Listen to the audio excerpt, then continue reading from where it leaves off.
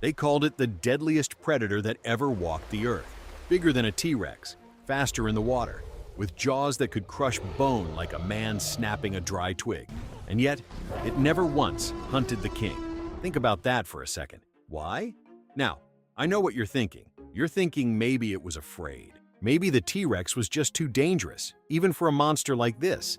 That's what most people assume. It's the easy answer. It's the wrong one. So stay with me, because by the end of this, you'll understand exactly why the deadliest dinosaur that ever lived refused to hunt the king. Let me take you back, but to a world that actually existed, a world so different from ours that if you stood in it, you wouldn't recognize a single thing. The creature I'm talking about has a name, Spinosaurus. And when scientists first pieced it together, they realized they were looking at something that broke every rule they thought they understood. It was longer than a T-Rex, by a lot. Some estimates put it at 50 feet from nose to tail. That's the length of a school bus, and then some. Along its back rose a great sail of bone and skin, tall as a grown man, maybe taller. Imagine seeing that silhouette rise out of a river at dusk. Your heart would stop. And those jaws, long and narrow, lined with cone-shaped teeth built not for tearing flesh the way you'd expect, but for something else. For decades, people pictured these two titans locked in battle.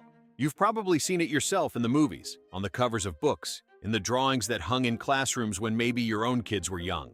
The Spinosaurus and the T-Rex, circling each other, jaws wide, the ground shaking beneath them. Two kings, one throne. It's a powerful image. It sold a lot of movie tickets. There's just one problem with it. It never happened. Not once. Because it's the kind of thing that sounds impossible the first time you hear it.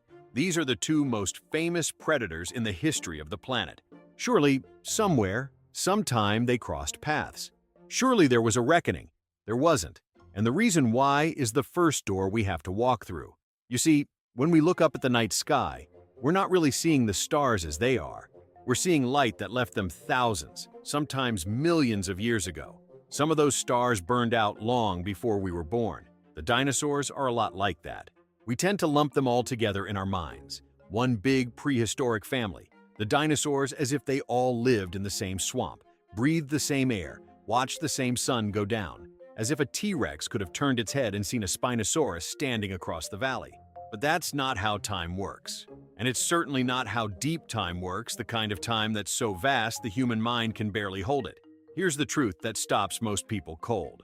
The Spinosaurus lived roughly 100 million years ago, give or take. Its world was North Africa, but not the Africa you'd picture. There was no Sahara, no endless dunes. Instead, there were rivers, enormous, sprawling rivers, thick with fish the size of cars, choked with green, humid, and alive. And the T-Rex, the king, he didn't show up until nearly 34 million years later. That's the gap between them. 34 million years of separation. To put it in a way that actually means something, the T-Rex is closer in time to you sitting there watching this right now than it ever was to the Spinosaurus. You are nearer to the king than the king ever was to the deadliest dinosaur that ever lived. Think about everything that has happened in the last few thousand years of human history. Every empire that rose and fell. Every war, every invention, every generation.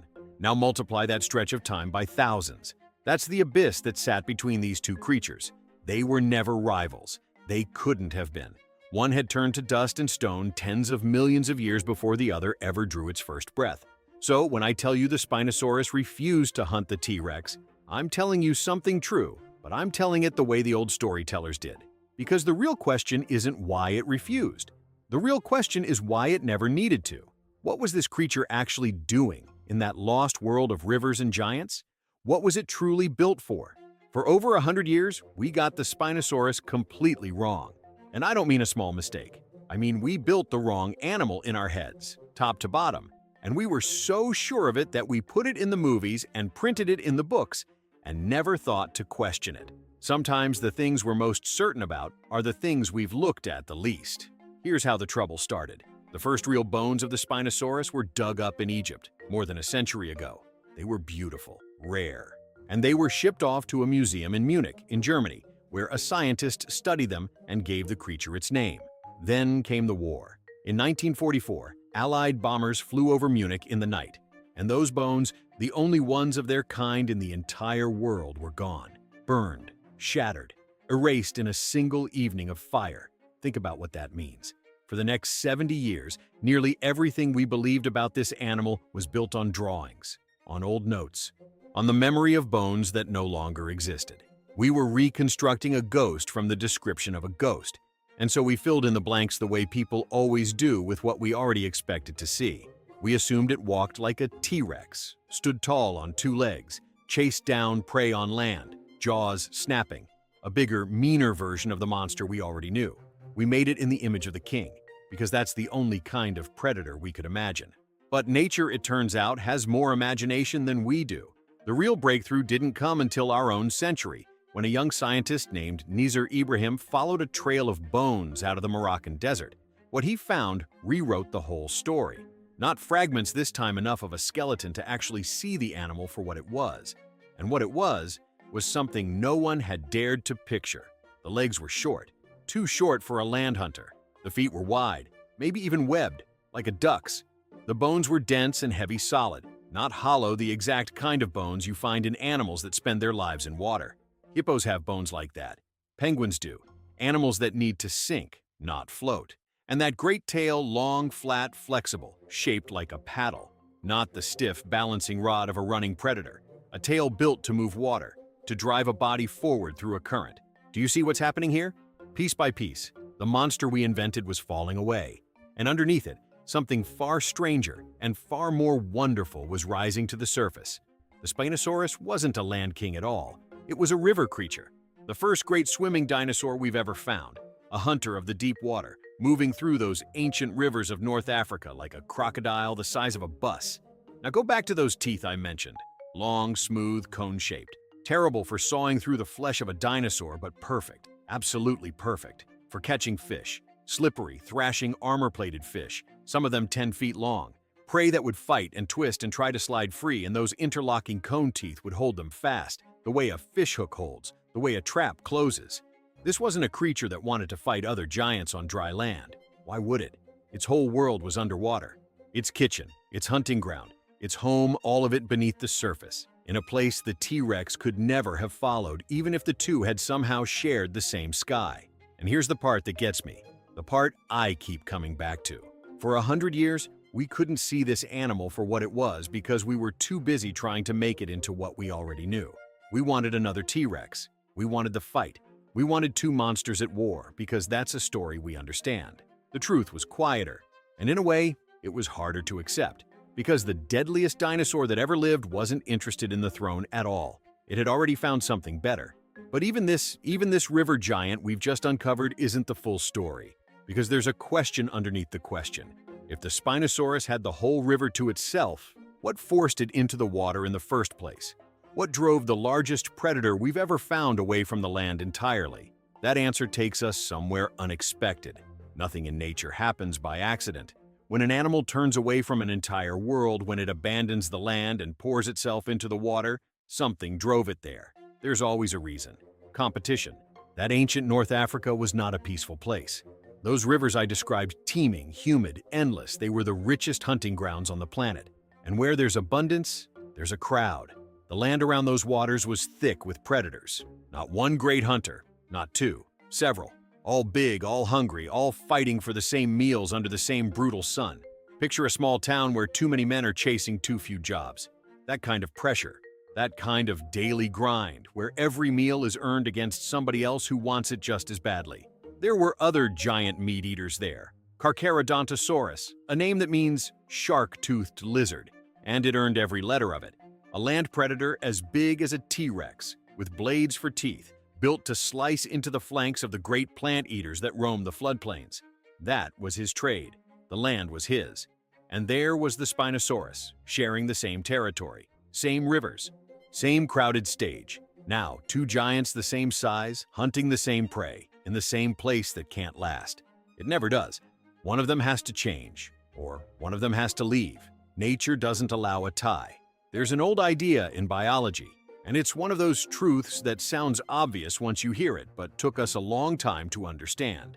Two creatures cannot make their living the exact same way in the exact same place forever. Sooner or later, One gives ground. And the Spinosaurus gave ground. But not the way you'd think. Not by running, not by shrinking away. It gave ground by going somewhere no one else could follow. It walked down to the water's edge, and it kept walking. Into the shallows, into the current, into a whole second world that no other giant predator had claimed. Think about the boldness of that. While the others fought over the scraps on land, tearing at each other, this creature simply stepped out of the competition entirely. It found a door no one else could see and walked right through it. And on the other side of that door was a feast. The rivers were bursting with life. Fish as long as a canoe, sawfish with blades on their snouts, giant lungfish, coelacanths, prehistoric monsters of the deep that had no idea a predator was coming for them from above. No other big hunter was working that water. The Spinosaurus had it all to itself. Do you understand what that means? It didn't win the fight on land. It refused to fight at all. It found a way to become the only one of its kind, the sole master of an entire domain, not by being stronger than its rivals, but by being different from them. That's a lesson the old world knew well, and I think somewhere along the way we've half forgotten it. We're taught, most of our lives, that the way to survive is to compete, to be tougher, to win the same race everyone else is running, just faster, push harder, fight for the same ground. And there's a whole world built on that idea. But the Spinosaurus tells a different story. The deadliest creature of its age didn't get to the top by winning the fight. It got there by walking away from it and finding a place where the fight didn't exist. Now, I'm not going to sit here and pretend a dinosaur was wise. It wasn't making a decision. It didn't sit by the riverbank one evening and think it all through. This happened over vast stretches of time, generation after generation, the slow, patient hand of nature nudging each one a little closer to the water than the last. No single Spinosaurus ever chose this. The choice was made across a million years, in bodies that grew a little more suited to swimming, in appetites that turned a little more toward fish. But that's what makes it beautiful to me. Because even without a single conscious thought, life found the answer. It found the door. And the animal that walked through it became something no creature had ever been before, and, in a way, nothing has ever been since. Which brings us to the strangest part of all. Because a creature this successful, this perfectly fitted to its world, this utterly without rivals, should have lasted, should have ruled those rivers for ages beyond counting. It didn't. And what happened to it next is a warning as much as it is a wonder. Here's the cruel twist. The very thing that made the Spinosaurus a king is the thing that doomed it. Let me explain, because this is where the story turns, and it turns hard. The Spinosaurus had done something extraordinary. It had bet everything on the water. Its whole body, over millions of years, had reshaped itself around one world, the world of the rivers. The heavy bones for diving, the paddle tail, the webbed feet, the fish-catching jaws. Every part of it was tuned, like a fine instrument, to that one place. And when you're that specialized, when you fit one world that perfectly, you become a prisoner of it. There's a kind of freedom in being ordinary. A creature that can eat almost anything, live almost anywhere, survive on a little of this and a little of that. That creature can roll with hard times. When one food runs out, it finds another. When one place dries up, it moves on. It bends, and so it doesn't break. But the Spinosaurus couldn't bend. It had become too good at one thing. It didn't just live near the rivers. It was the rivers, in a way. Its whole existence depended on that water flowing, on those fish swimming, on that one world staying exactly as it was. And nothing stays exactly as it is. The rivers began to change. The climate shifted, the way it always does given enough time. The great waterways that had fed this creature for ages started to falter. Some dried, some changed course. The fish grew scarce. The feast that had made the Spinosaurus the sole master of its domain slowly, quietly, began to empty out.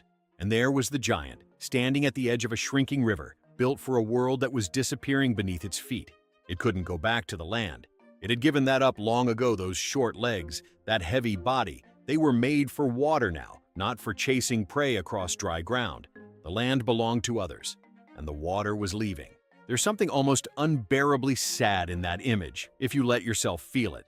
The deadliest predator of its age, undefeated, without rivals, master of everything it touched, brought down not by a stronger enemy, not by a rival king, not by any monster at all. Brought down by change, by the simple, relentless fact that the world does not hold still for anyone, not for the weak, and not for the mighty either. I think about that a lot.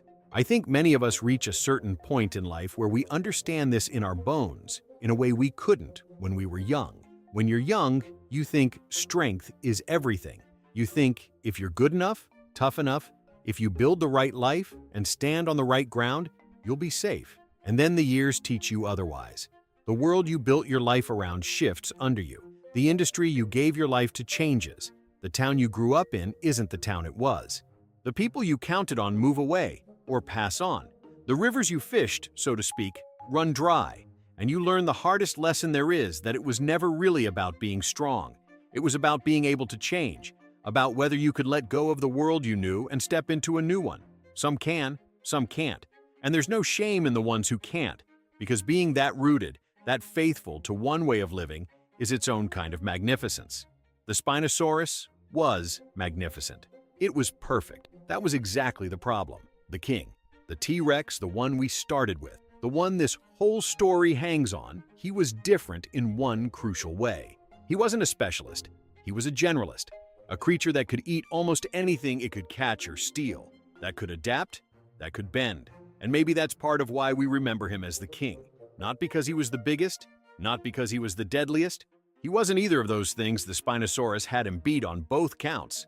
But the T-Rex could roll with the world, and the Spinosaurus, for all its size and all its terror, could not. So, the deadliest dinosaur that ever lived faded from the earth tens of millions of years before the king ever appeared. It didn't lose a battle. It never got the chance. It simply outlived its world, and then it went the way its world had gone. And that, I think, is the real reason it never hunted the T-Rex. Not fear, not distance in time, though that's true too. Something deeper. They were two answers to two different questions, and only one of those answers was built to survive the thing that comes for us all.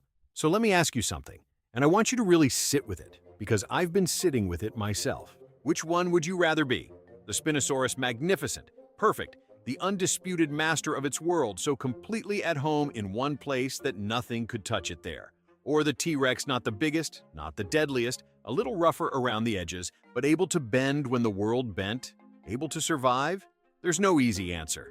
And anyone who tells you there is hasn't lived long enough. Because here's the thing we don't like to admit. The Spinosaurus wasn't wrong. It wasn't a failure. For as long as its world existed, it was the greatest thing in it. Millions of years of glory. Millions of years as the one and only, the creature no rival could challenge. That's not nothing. That's more than most living things ever get. We have a habit, when we look back at history, of judging things only by whether they lasted, as if survival is the only score that counts, as if the ones who made it are automatically the ones who got it right.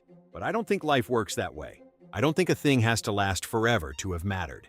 There's a beauty in the Spinosaurus, precisely because it committed so fully, because it became so completely itself, even knowing well, it didn't know, but even in the face of the fact that no world lasts. I've known people like both these creatures. I've known people who found their river early, who knew exactly who they were and what they were for, and never wavered, and lived one true life all the way down to the end. And when their world changed, it broke them a little. But you couldn't say they lived wrong. They lived deep. They lived certain. There's a kind of peace in that the rest of us, always adjusting, always adapting, never quite get to feel. And I've known the others. The ones who bent with every wind, who reinvented themselves 3-4 times over a lifetime, who survived things that should have finished them, because they were willing to become someone new when the old self stopped working. There's a strength in that too, a different kind, quieter, less glorious maybe, but it gets you to the far shore. Now, if you've stayed with me this far, all the way to the deep end of this story, I want to ask you for something small. Take a second and subscribe to the channel. Come back and sit with us again. Because we do this every single day, we go looking for the truth underneath the old stories, the real thing hiding under the monster we thought we knew. And I have a feeling you're someone who appreciates that. Someone who's lived enough to know that the easy version of a story is almost never the true one, that the interesting part is always underneath. If that's you, then you're exactly who we made this for. Now back to the water. Because there's one last thing about the Spinosaurus that we haven't touched yet. And it might be the most haunting piece of all. We have a skeleton. We have the shape of the thing. And we still can't agree on how it lived. Think about that. The largest predatory dinosaur we have ever found And it remains, in the deepest sense, a mystery. 100 million years gone, and it still keeps its secrets. It shows us just enough to argue about and holds the rest back in the dark of that vanished river. Maybe that's fitting. Maybe the deadliest dinosaur that ever lived earned the right to stay a little unknowable, to not be fully caught, even now, even by us, with all our tools and all our certainty, when we looked at those bones and saw only what we expected to see. So let's be careful this time about what we're sure of. Let's leave a little room for the river to surprise us. And that brings us, at last, to the question that's been waiting underneath this whole story from the very beginning. The question is this: why does this story pull at us so hard? Because it does. There's a reason the Spinosaurus and the T-Rex have haunted our imaginations for generations. A reason we keep drawing them, filming them, arguing about them. A reason a grown man or woman who's seen a great deal of life can still feel a small chill looking at the silhouette of that sailed giant rising out of a river that dried up 100 million years ago. I don't think it's really about dinosaurs at all. I think we look at these creatures and somewhere underneath, we see ourselves. We see the questions we can't answer about our own lives, dressed up in scales and bone. We see the parts of ourselves we're still trying to understand. The T-Rex, the survivor, the one who bends, the one who lasts. There's a part of us that wants to be him. Who doesn't want to endure? Who doesn't want to be the one still standing when the dust settles? But the Spinosaurus, the magnificent one, the one who committed everything to a single world and became the greatest thing that world ever saw. There's a part of us that aches to be him too, because deep down, most of us are afraid we've been too careful, too willing to bend, too quick to adapt, to compromise, to give a little ground here and a little ground there, and we wonder, in the quiet hours, if we ever truly committed to anything the way that creature committed to its river. That's the ache underneath this whole story. Not fear of dinosaurs, fear of our own unlived lives, the paths we didn't take, the rivers we walked away from. And here's what the Spinosaurus offers us, if we're willing to hear it. It says, there is no safe answer. There never was.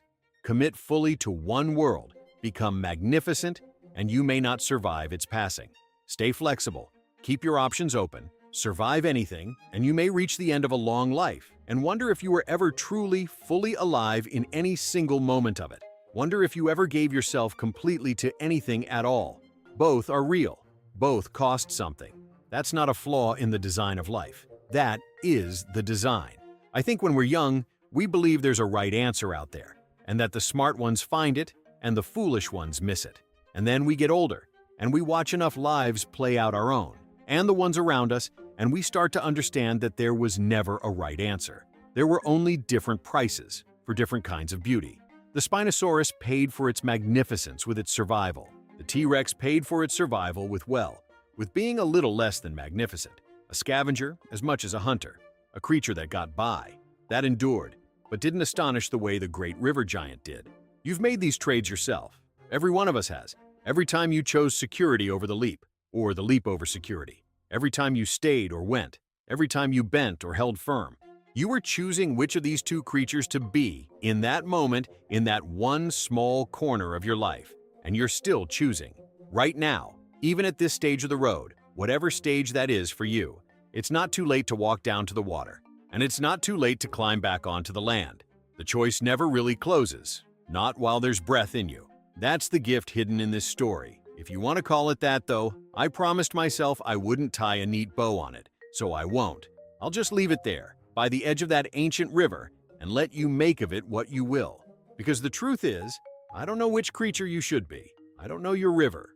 I don't know what you've committed to, or walked away from, or what world of yours is quietly drying up right now while you're not looking, or which new world might be waiting just past the shallows if you had the nerve to step in.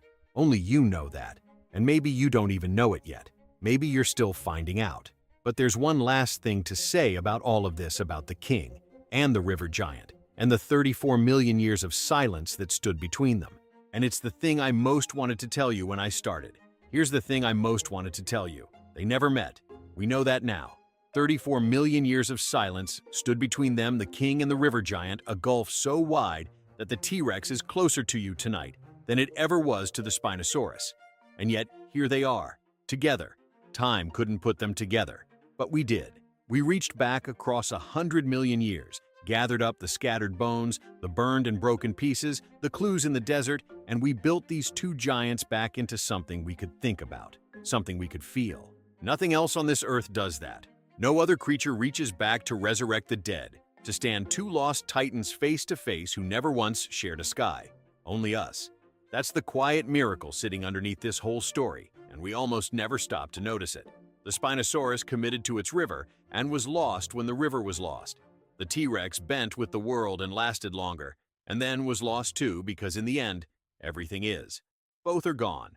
Both have been gone for longer than the mind can hold. But they're not forgotten. But that both of them, in the end, are only remembered because they were fully, completely, unapologetically what they were. The river is still there, in a way. It's always there. The only real question is whether you'll walk down to it while you still can. I'll leave you at the water's edge with that. If this story moved something in you, if you felt that old river pulling, even a little, then do two things for me before you go. Subscribe and follow the channel so we can keep meeting here, day after day, and go looking for the truth under the old stories together. And share this with 5 people. 5 people who've lived enough to feel what you just felt. Not more, just 5. The ones who'll understand. And then leave me a comment, an honest one. Not about the video, about you. Which one are you when you look at your own life? The one who committed to the river or the one who learned to bend? There's no wrong answer. I read them. I really do. And tell me where you want to go next. What ancient mystery should we walk into together tomorrow? You name it, and I'll go find the river. Until then, I'll see you at the water's edge.